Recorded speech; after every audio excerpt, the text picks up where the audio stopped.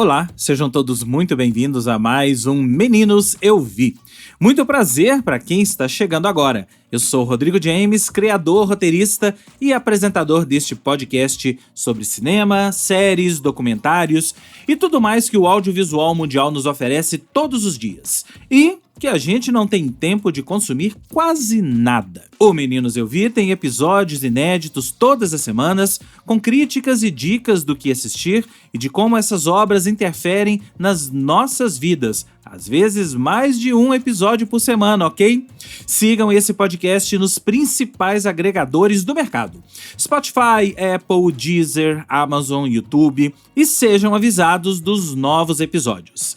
Eu queria agradecer a todo mundo que tem curtido, comentado, compartilhado esse podcast, como a Thaís Maia, que me escreveu um texto muito legal, brigadíssimo, Thaís, e pedir para você continuar fazendo isso. Curta, comente, compartilhe, espalhe a palavra deste podcast com os amigos. Para falar comigo, use a caixa de comentário aí do Spotify ou me mande uma mensagem através do site da minha produtora, cotonizio.com.br, Cotonizio com C e S. Ou também você pode usar as minhas social medias, @Rodrigo James no Twitter, Threads ou Instagram. Ou também você pode fazer um comentário aí embaixo no YouTube se você está ouvindo esse podcast pelo YouTube. Por fim, eu tenho que reforçar o convite para você seguir a minha newsletter chamada Mala, com notícias, críticas e uma curadoria de cultura pop e entretenimento que eu solto todas as sextas-feiras para os e-mails cadastrados. Para se cadastrar, acesse o malanewsletter.substack.com ou acesse aí as minhas redes, que tem todos os links lá. Hoje vamos falar de uma série que está na Netflix, O Problema dos Três Corpos. I have to tell you something. Something insane. But true. About all of us. It started a long time ago. O Problema dos Três Corpos é uma série baseada em um livro de um chinês chamado Liu Cixin, ou qualquer coisa parecida, perdoe o meu chinês, vencedor de vários prêmios, Inhe, Hugo e Locus. Na verdade, é uma trilogia de livros e essa primeira temporada da série, dizem, é baseada no primeiro livro. Eu tô falando dizem porque eu não li os livros e você já sabe o que eu penso disso. Eu não vou ficar aqui falando que a série é melhor do que o livro, que a série mudou o livro, porque eu acho que a série ou o filme tem que funcionar por si só. E este é um podcast de audiovisual. Eu vou fazer sempre as críticas e dar dicas dos produtos audiovisuais e não dos livros, ok? E de cara aqui neste episódio, eu vou colocar o aviso de spoiler. Sim, teremos vários spoilers, porque eu acho que não é possível você falar de O Problema dos Três Corpos e chegar ao problema dos três corpos, é irresistível usar essa expressão, sem dar spoiler. E o primeiro spoiler que eu queria falar é exatamente da sinopse. Eu vou ler a sinopse para vocês que eu tirei do site Adoro Cinema, tá? Baseado na trilogia de livros com o mesmo título, O Problema dos Três Corpos, do autor Liu Cixin, vencedor dos prêmios Inhe, Hugo e Locus, a série produzida pela Netflix com os criadores de Game of Thrones se passa na China em meio à sua revolução cultural ao final dos anos 1960. Com um grupo de astrofísicos, militares e engenheiros que decidem realizar um projeto para se comunicar com as possíveis vidas fora da Terra, a decisão tomada por eles repercute na humanidade após 50 anos, ameaçando-a por forças desconhecidas. Agora, eles terão que sobreviver a uma visita inesperada, enquanto cientistas do tempo presente tentam desvendar os segredos e mistérios do projeto realizado anos atrás. Bom, eu não conhecia a história dos livros, então eu acho que logo na sinopse entrega-se um grande spoiler. Porque a gente só fica realmente sabendo do que se trata, e sim, é uma invasão alienígena, lá pelo terceiro, quarto episódio. Se você começa a assistir essa série já sabendo isso, então você chega ali no terceiro, no quarto episódio, não me lembro bem qual é o episódio que isso acontece, e não tem lá essa surpresa de saber que são alienígenas que estão vindo por aí. Até então, você fica naquele limbo, você fica naquela dúvida, sem saber direito do que se trata. Eu acho que a Netflix errou em entregar isso logo de cara, falando que é uma invasão alienígena. Mas esse é apenas o primeiro problema dos três corpos. Quando eu terminei essa minissérie, ou série, já que a ideia é sim fazer outras temporadas, a primeira expressão que veio na minha cabeça, eu não posso falar aqui porque o meu jurídico não permite, mas eu vou trocar. Uma bagunça. A série tem tantos problemas que eu não sei nem por onde começar. Eu acho que eu vou começar pela indecisão. Eu acho que essa série teria sido muito melhor se ela tivesse focado nas questões filosóficas, nas questões humanistas que estão presentes ali e que não são aprofundadas. Então, o tempo todo, nós e os personagens estamos discutindo, estamos pensando sobre isso, sobre a humanidade, sobre o sentido da humanidade, sobre o medo que nós temos do desconhecido, várias outras questões filosóficas que vão aparecendo e que vão sendo misturadas, inclusive, com a ciência. E eu acho que esse embate é muito legal. O embate entre a ciência e a filosofia, tem um pouco de religião também. Se a série percorresse esses três caminhos, e focasse nisso e aprofundasse essas discussões, eu acho que ela teria sido muito mais proveitosa. O grande problema é que os dois produtores de Game of Thrones, o David Benioff e o D.B. Weiss, que sim fizeram um ótimo trabalho em Game of Thrones, uma das grandes séries da história, ainda que eu não seja um grande fã, mas eu reconheço que sim, é uma grande série e é uma das maiores séries da história. Eles tentaram explicar demais, eles tentaram colocar a série num plano em que qualquer pessoa, mesmo aquelas não familiarizadas com todas essas questões e não familiarizadas até com séries de ficção científica, pudessem entender. Então a série, o tempo todo, tenta explicar as soluções físicas, as soluções tecnológicas que vão encontrando, que os personagens vão encontrando ali para seguir no caminho que lhes é traçado, mas na verdade, para mim, em quase toda a série, essas explicações são falhas. A impressão que fica é que no livro, e eu não vou ficar falando de livro aqui, eu já falei pra vocês, isso tudo deve ser mais detalhado, essas conexões que eu falei devem existir, mas na série elas não existem.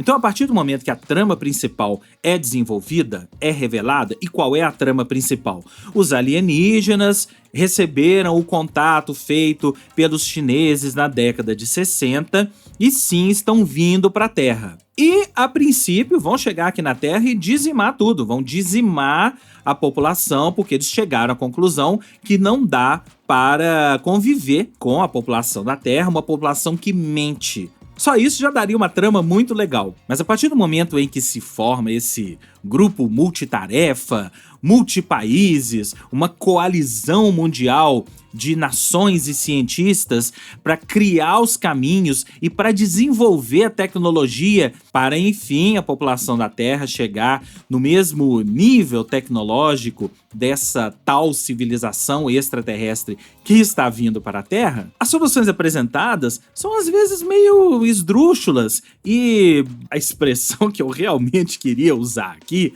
aquela do tira do pip, vocês entenderam? Eu não posso usar porque o horário não me permite. Mas vocês entenderam, né?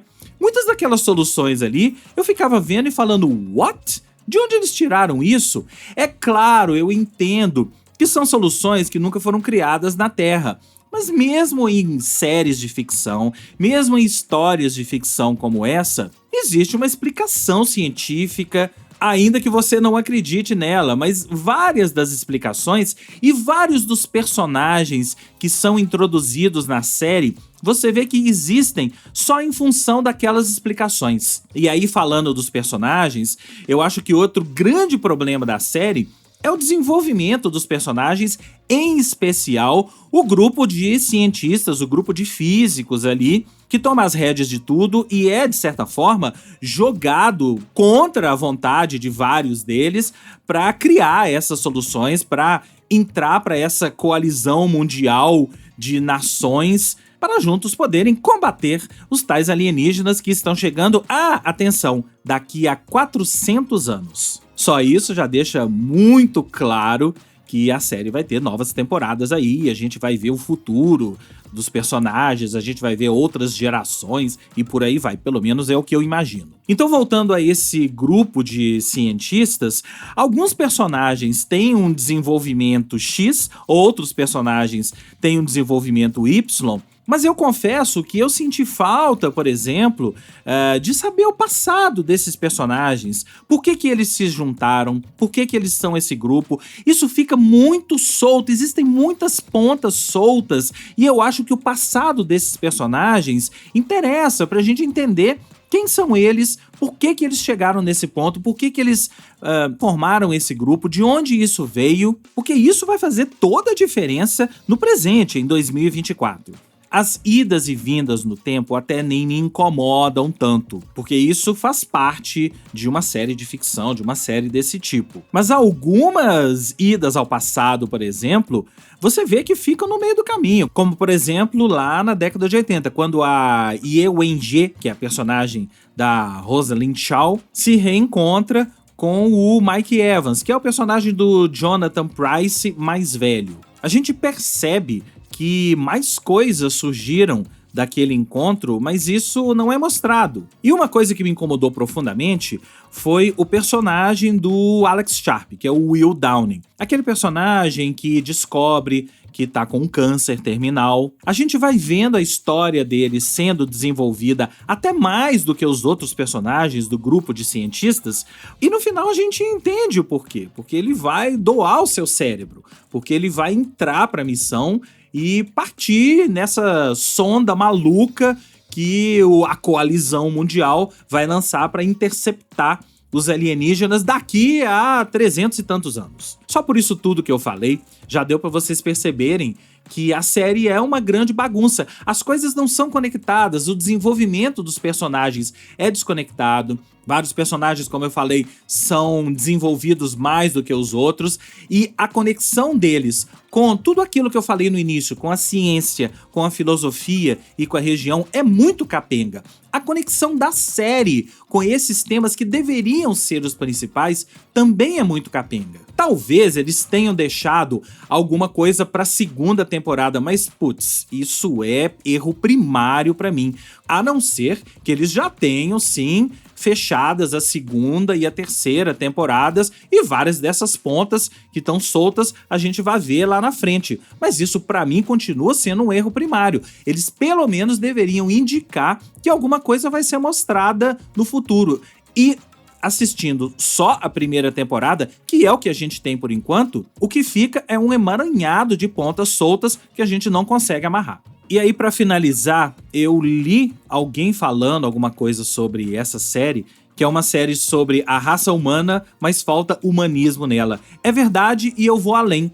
Eu acho que os personagens são extremamente artificiais. Em alguns momentos, eu achava que estava assistindo a uma série como 24 Horas, por exemplo, que é uma série que eu adoro, mas existe uma estética por trás dela. Aqui os personagens vão desenvolvendo e criando soluções de uma cena para outra, sem explicações, e parece que tudo tá ok, tudo tá perfeito, ninguém questiona. Alguns conceitos vão sendo apresentados do nada e sendo jogados e não vão sendo amarrados, os personagens aceitam, enfim, voltando ao que eu disse no início, achei essa série uma bagunça. Faço votos para que você aí que leu a trilogia de livros tenha gostado um pouco mais da história lá nos livros, porque eu tenho certeza que aqui você não vai gostar. Para finalizar, eu acho que eu dou 1,5 estrelas para essa primeira temporada de O Problema dos Três Corpos. E eu não vou resistir ao trocadilho.